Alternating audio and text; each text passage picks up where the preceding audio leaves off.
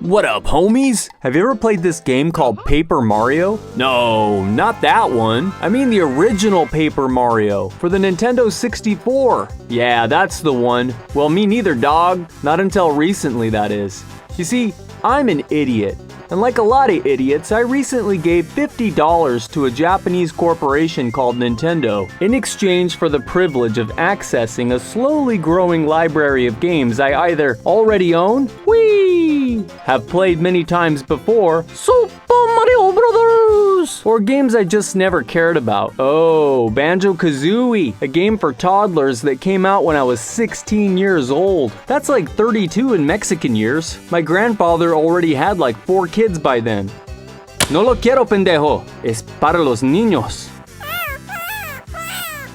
Ah, sí.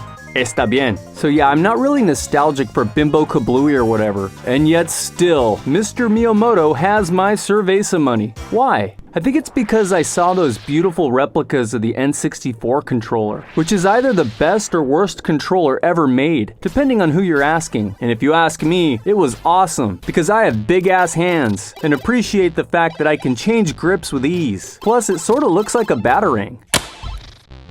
Unfortunately, as of today, you still can't actually get one of these very nice looking controllers for use with Nintendo Switch Online, unless you're willing to pay an exorbitant fee to scalpers on eBay who are hoarding all of them. $138? I may be an idiot, but I still has my dignity. Do you know how many Chicken McNuggets you can buy for $140? It's well over 500. Closer to 600 if you don't consider sales tax. That's too many damn nuggets to ignore. I could feed my 4 kids for about a week with those figures. So the answer's no, dog. So I had to settle with playing the Ocarina of Time with my Super Mario 3 Pro controller. And no, I'm not gonna bore you talking about input lag or emulation errors that occur in certain areas. Not just because every other YouTuber already did that every day for like 2 weeks straight, but also because I'm pretty sure Nintendo fixed a bunch of these issues with an update that occurred on January 20th. But let me ask you, have you ever played Paper Mario for the Nintendo 64? Where am I?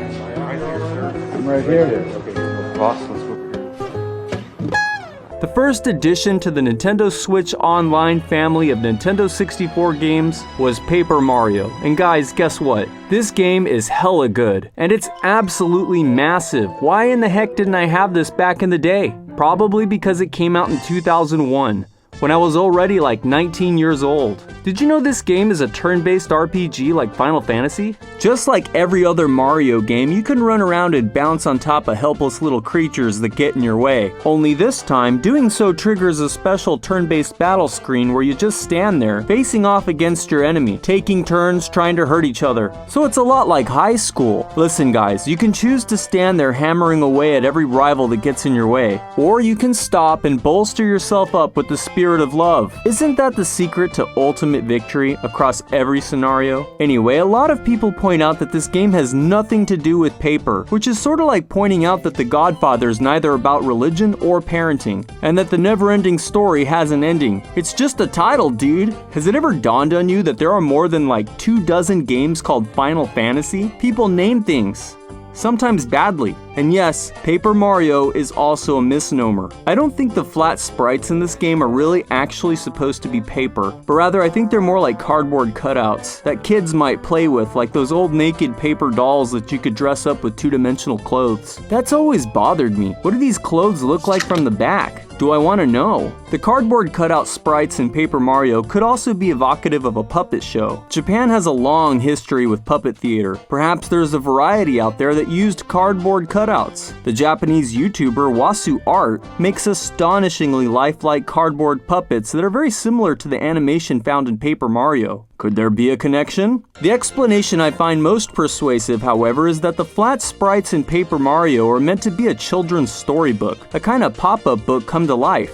The original Japanese name for Paper Mario is Mario's Story, and I think that's a much better fit for what's going on in this game. It's like a kid's bedtime story. Bowser has stolen a magical star wand that has the power to grant wishes. Using the wand, he steals Princess Peach away in her castle, which gets lifted up into the sky, and just in case Mario comes, he's made himself invincible. Mario does come, but he's no match for the power of the Star Wand, and thus defeated, Mario must embark upon a lengthy quest of gradual self-improvement until he has the power to defeat Bowser and save Princess Peach once more. Tense stuff.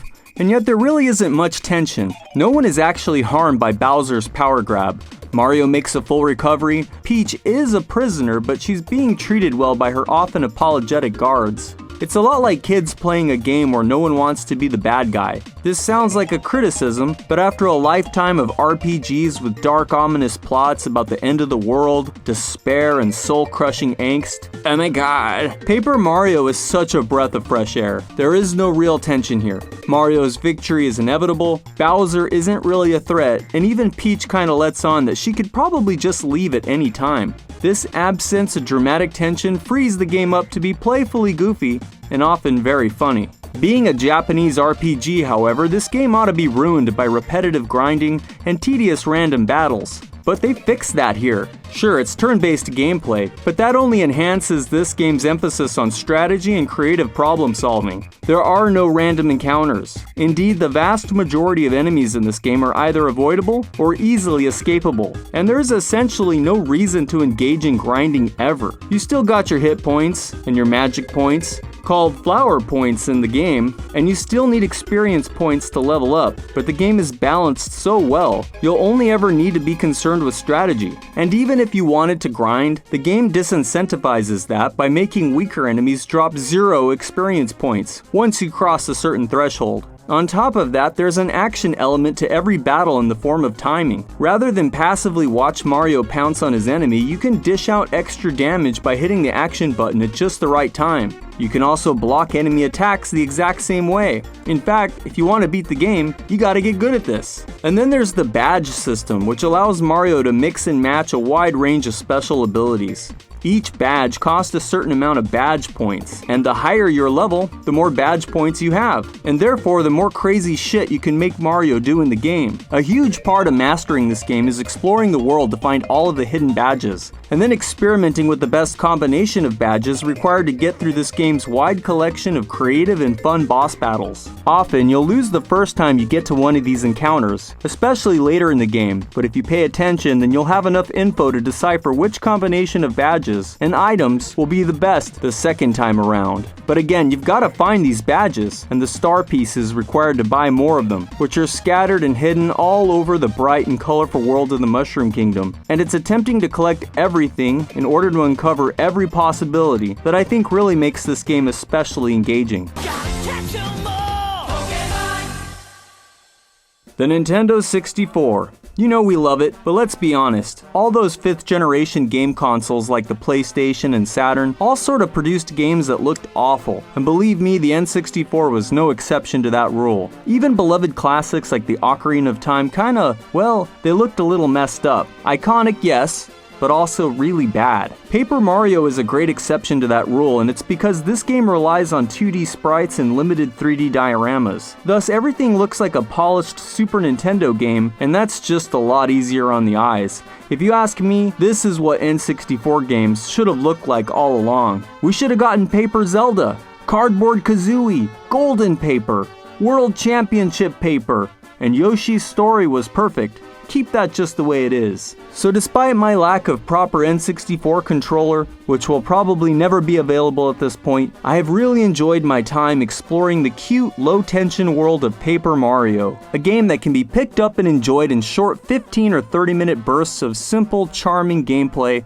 in spite of the fact that it's an RPG. Dungeons are manageable, environments relatively linear, straightforward, dialogue and cutscenes are brief and often hilarious. What more can be said about a game that puts a smile on your face and doesn't waste your time? For me, this is a perfect game. because I don't have a lot of time or energy to spare anymore. Maybe when this came out in 2001, I wasn't married and I didn't have 4 kids, and it felt like I had infinite time ahead of me. I might have dismissed this game for being too tame, a little too straightforward and easygoing. But what can I say? Compared to the overbearing, metaphysically bloated lunacy of its contemporaries, I'm looking at you, Final Fantasy X. Paper Mario never disappointed me. I bet if I had just given it a chance, I would have loved Paper Mario all along. There's a reason the game makes a lot of top 10 lists. And I'm going to have to agree, this is now one of my all-time favorites too. This is a timeless classic.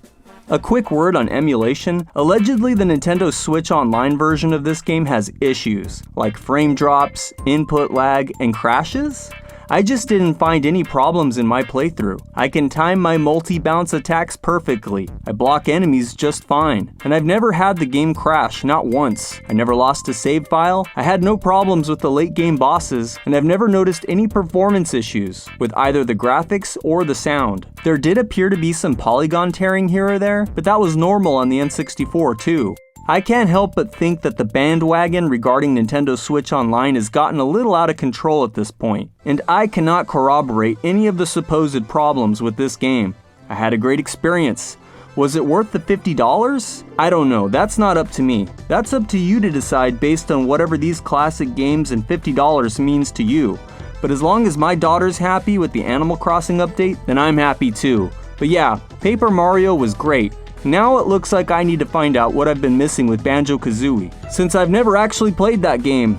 Let us know what you think about Paper Mario in the comments. And as always, thank you very much for watching. Bye-bye now. You like retro games? You want to learn more about them? Follow and like Creative Cat Productions for lots more videos just like this one.